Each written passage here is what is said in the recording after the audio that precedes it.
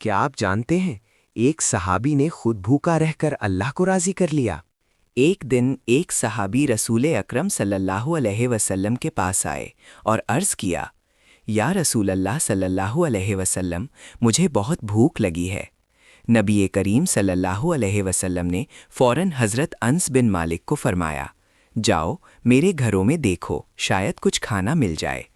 حضرت انس باری باری ازواج مطہرات کے گھروں پر گئے، مگر ہر دروازے سے یہی جواب ملا، اللہ کی قسم ہمارے پاس پانی کے سوا کچھ نہیں۔ نبی کریم صلی اللہ علیہ وسلم نے صحابہ کی طرف دیکھا اور فرمایا، آج رات اس مہمان کی میزبانی کون کرے گا؟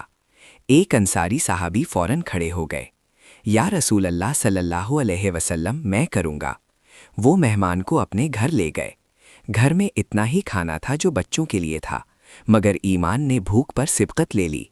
بچوں کو سلا دیا گیا، چراغ بجھا دیا گیا اور خود بھوکے رہ کر رسول صلی اللہ علیہ کے مہمان کو سیر کر کے کھلایا گیا۔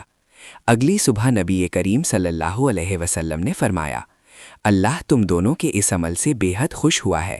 یہ ہے ایثار، یہ ہے ایمان، اور یہی ہے اسلام کی خوبصورتی۔